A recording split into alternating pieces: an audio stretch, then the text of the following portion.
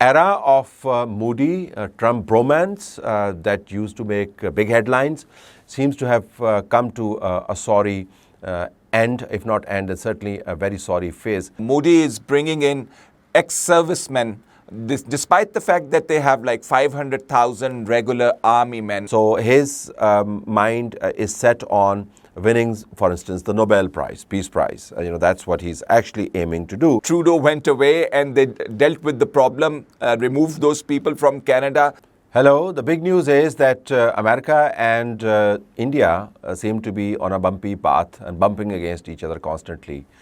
Might sound like a small little effort on the part of the US to somehow regulate the inflow of immigrants, but it's big news in India. They have imposed visa restrictions on those agencies operating and facilitating Indians into the US with dubious documents.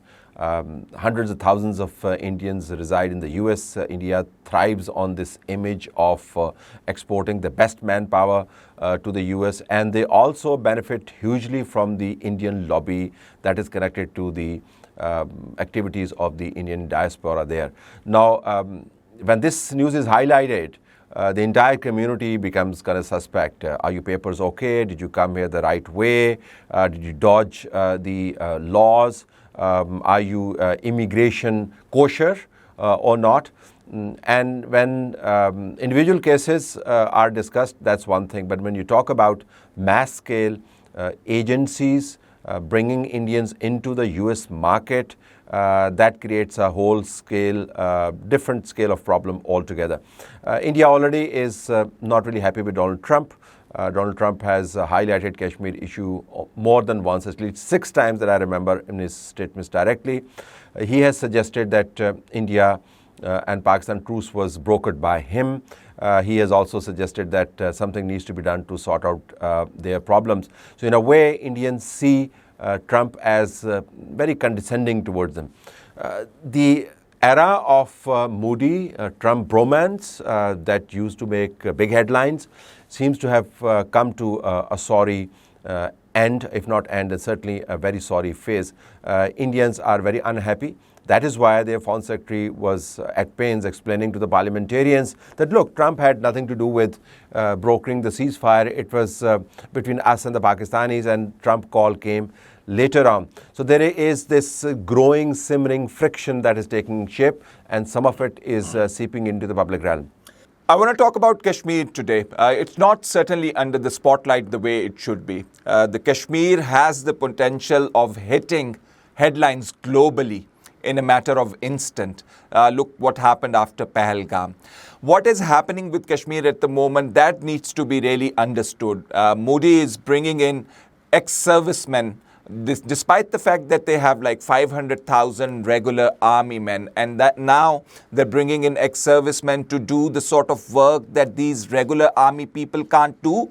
You know, it should raise questions why these people are being hired at the moment. Kashmir cuts a very sorry figure between all this stalemate or battle between Pakistan and India. In all these phases, who suffers lot? These people are suffering the most. India has tried to change its demography. They've removed Article 370 of the Constitution. Where do they want to take Kashmir now? So if the world wants to understand the root cause of trouble between Pakistan and India, they've got to look deeper into Kashmir, understand what is happening to people, understand how they have suffered during this stint of battle between India and Pakistan. If you really need to remove the nuclear threat, you really need to resolve Kashmir.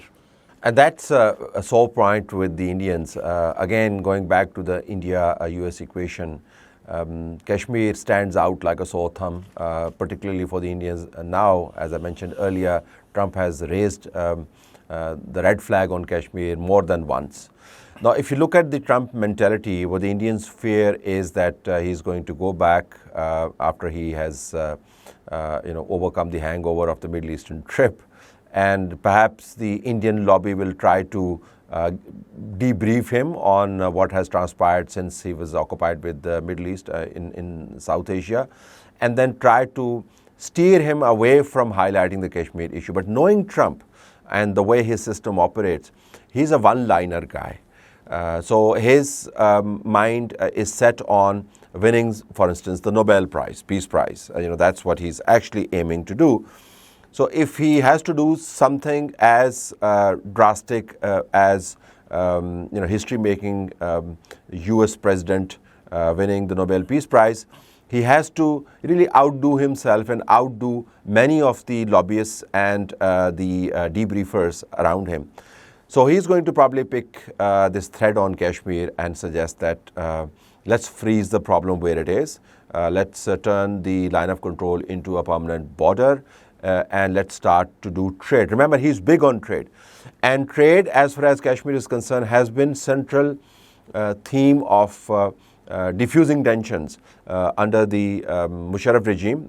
Pakistan and India did open up the line of control and turn it into a softer line of control. Trade did start to take place, though it was symbolic.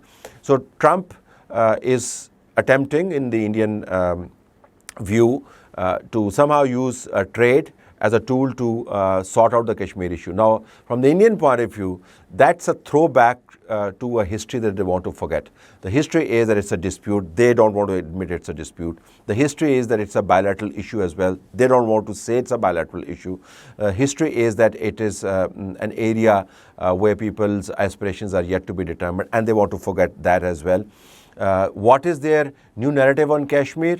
The new narrative on Kashmir is that there is one small part of Kashmir that is yet to be settled, that is the Pakistan-administered Kashmir. Other than that, all of Kashmir is settled. Now, when Trump goes back to the Kashmir issue and talks about line of control, talks about trade, talks about solving the international dispute, it does not sit well with the Indians. So in the days ahead, Indian lobbyists will be working very hard to somehow change Trump's mind.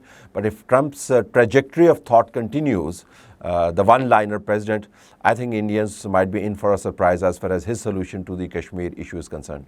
Well, harking back to what you started with earlier, the US has imposed restrictions, travel restrictions on travel agencies in India because they're sending people on fake documents and they are everywhere, to be honest with you.